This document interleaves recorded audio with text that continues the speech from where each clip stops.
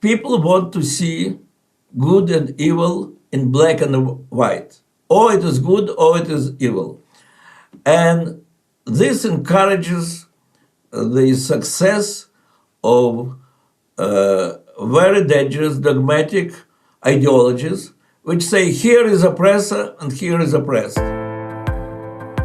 Today is Friday, March 20th. This is Boundless Insights, and I'm Aviva Klompas.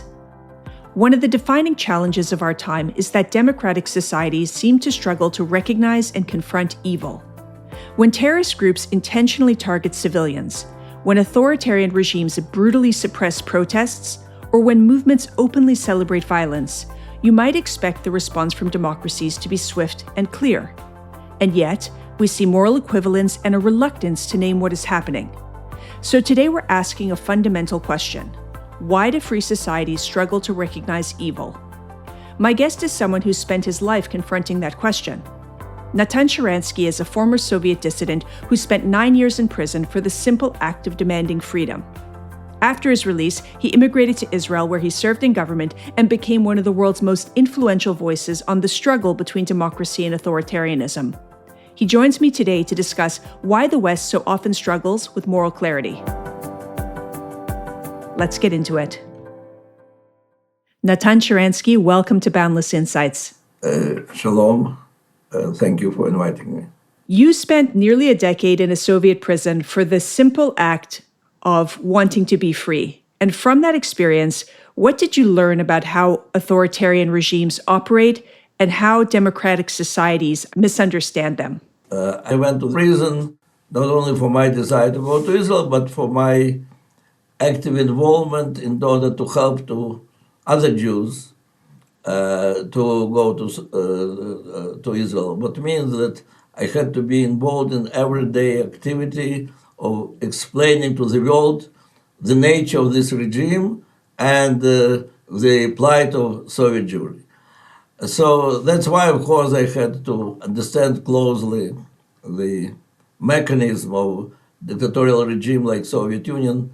So this type of regime is very unstable because, in fact, it keeps people under control through fear.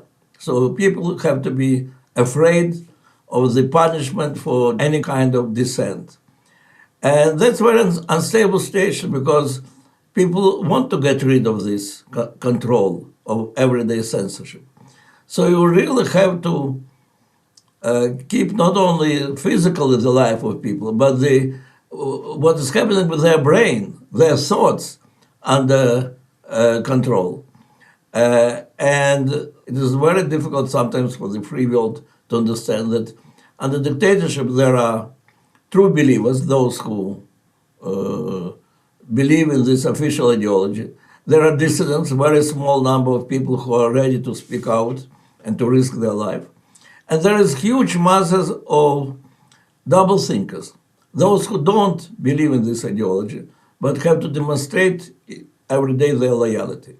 And the West accepts it as, you see, these people love their dictator. These people want to live like this. Why should we try to change it? And that's like a big deception, which totalitarian regimes like Soviet Union are using regularly in their favor. And you see all of these same parallels playing out in Iran? There are two types of, let's say, appeasement, which the free world usually is demonstrating. In the case of Iran, before in the case of the Soviet Union, the first is that everybody wants peace. So let's try to find a way to appease those who are endangering our stability. And that's how the idea of detente was born vis-a-vis Soviet Union in the United States of America, when it was decided that it's not our problem what's happening inside, because that's what Soviet people want. They what to do. They have different mentality. What looks for us as slavery, for them it's normal way of life, and that's why let's find way to be friends with this regime. Or in the case of Iran, rhetoric was a little bit different, but it was used. Let's engage with the regime. As President Obama, during the 2009 revolution, or which almost revolution, when people were really on the barricades, he said that engagement with the regime is more important than attempts to change the regime. So this is really, unfortunately, that's something what authoritarian regimes are often used in their favor. And in fact, they do need cooperation with the free world, because usually their economy is not successful because of their dictatorship. And they need cooperation with the free economies in order to succeed themselves. And that's how they're getting this cooperation, by making people feel that they're crazy, they can do whatever they do, and we should not interfere into their relation with their people. We should find the way to have peaceful agreements with them. In fact, that is the policy which the free world was following for a long time. And the second point is the fact that the free world tries to convince themselves that this dictatorship, that's what these people want. And that's why there can be so many revolutionary moments of the history of the last 50 years of the history of Iran. I heard it from everywhere, of course, from Moscow to Washington, through all the European capitals. I heard it in 2004, in 2009, and later. Of course, there is a bunch of dissidents. We respect them, they're courageous people, but we cannot change the world because there is a small group of people who have no army, who have no real power, and they won't change. Iranian people believe to their regime. You saw how easily this revolution won, how enthusiastic are people until this day. They're expressing their solidarity, how voluntarily they go and mobilize to the most dangerous military detachments or groups or guardians of revolution and so on. The free world convinced themselves that these people really don't want to be free. And that was a real tragedy with the Iranian people many times. Well, this time, the world cannot deny the fact that 30,000 people were killed in 3 weeks, I think. Because the regime is very insecure and it does know that only very tough repressions can stop the revolution. But there are already millions of people are ready to move from doublethink to dissent. That is the revolution. That's when the regime is losing the control over the minds of the people. And no doubt we are very close to this point. We are almost there. The only thing which is keeping people is the fact that only months ago, 2 months ago, 30,000 people were killed immediately when they went to the street. With every day that people get more and more proofs that this time it can be different, we are closer to the revolution. Yeah. We've heard from the remarks made both by President Trump and Prime Minister Netanyahu that it seems that the ultimate desire is that the Iranian people will rise up and take back the country, and that would lead to the downfall of the regime. How can Western societies support dissidents or break that barrier of double thinking? Well, the Western society cannot break this barrier of double thinking. It's people themselves break this barrier when they are less afraid, or less afraid because the regime becomes weaker, or because the suffering is so big that they feel that they have nothing to lose.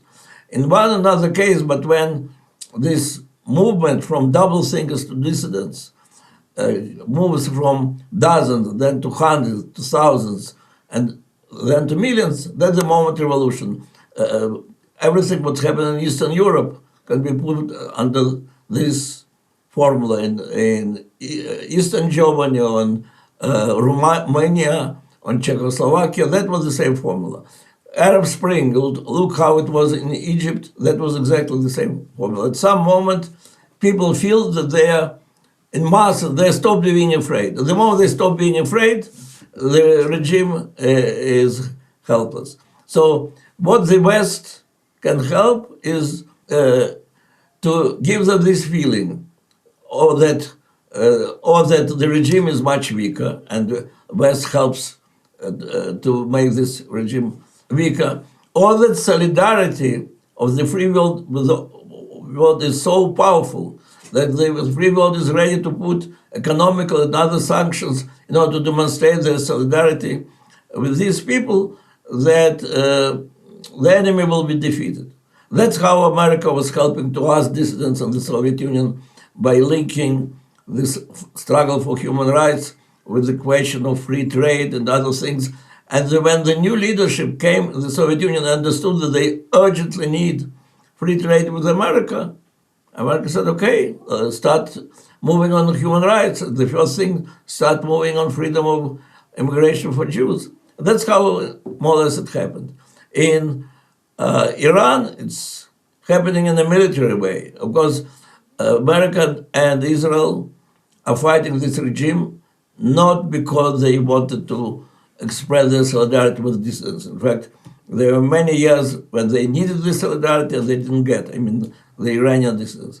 But it is death and life threat to Israel for the last 25, 30 years. Regime which says every moment they say we want to see a world without Zionism and that we need the weapon to destroy, to eliminate this enemy.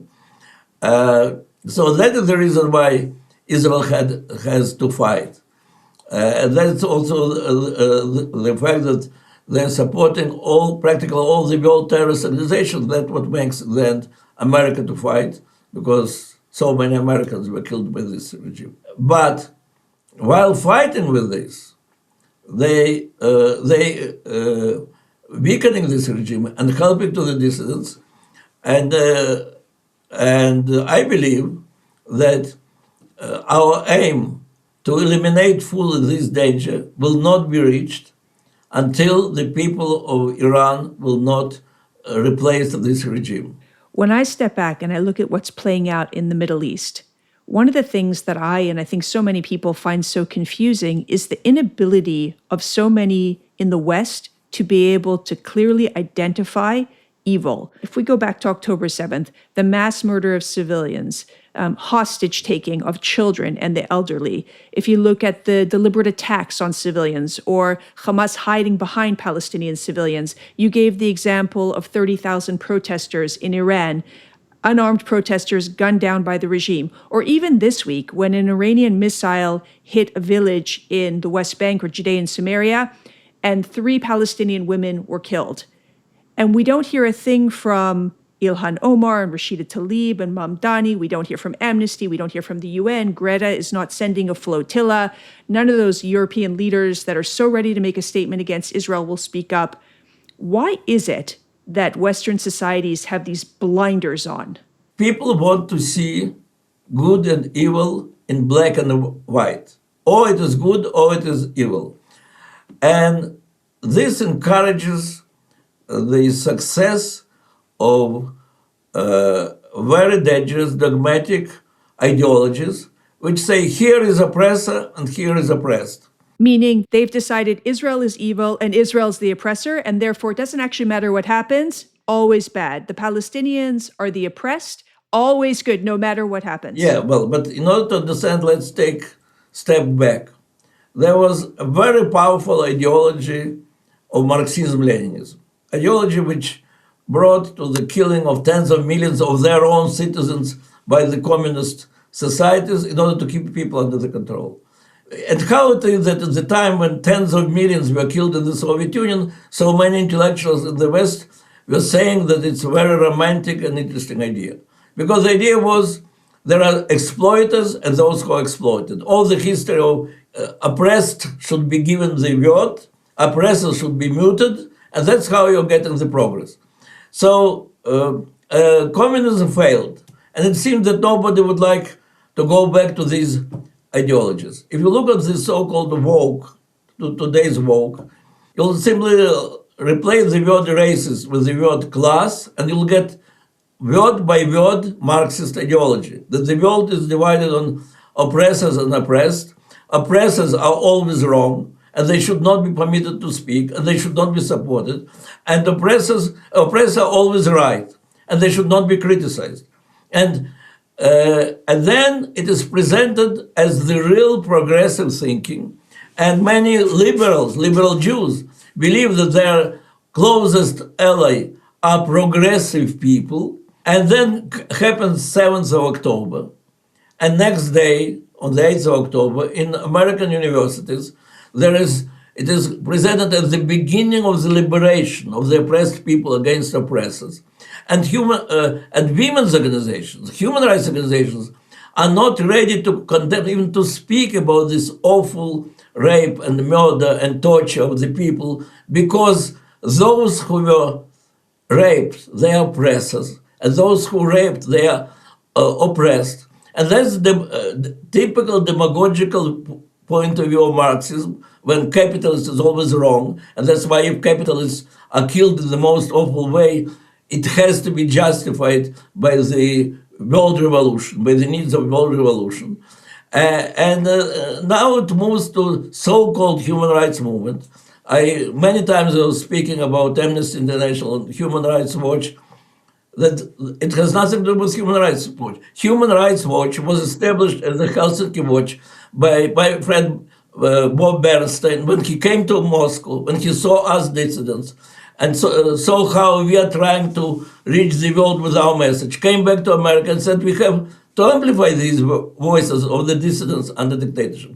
That's how Helsinki Watch was created. But many years after, Bernstein resigned from this because he said, look, it has nothing now to do with the dissidents and the world of dictators. It's all about politics inside the free world, whom you want to support in the free world.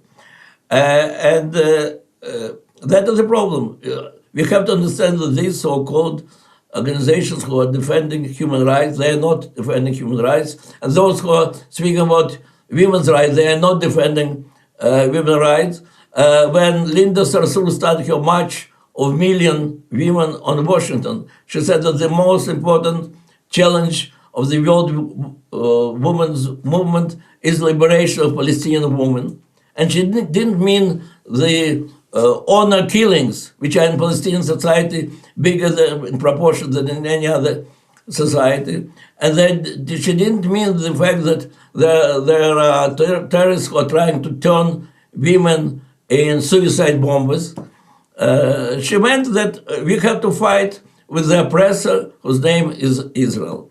And that's the reason why people don't see difference between good and evil. Because what is important for them, from what side comes so-called good, from oppressors oppressed, and the same with the evil. And that's why it was so important. It was really like manifestation of moral clarity when President Reagan called Soviet Union evil empire.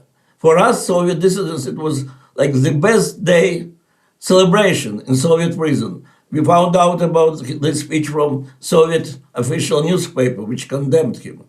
But for us to know that finally the leader of the free world calls a spade, and understands where is evil and where is good, that's the guarantee that Soviet Union will be brought down. That was the exact example that I was going to give, was Reagan openly calling the Soviet Union an evil empire, because it's very hard for me to imagine a world leader using that language today, except for maybe President Trump, because you can't imagine the Prime Minister of Canada or Australia or France or Britain saying evil empire. It's too uncomfortable for them, because you've noted that authoritarian regimes will rule through fear. But what I see is how fear is shaping democracies: fear of conflict, fear of moral judgment, fear of being called a racist, fear of being canceled, fear of not being elected. So when do we see a tipping point?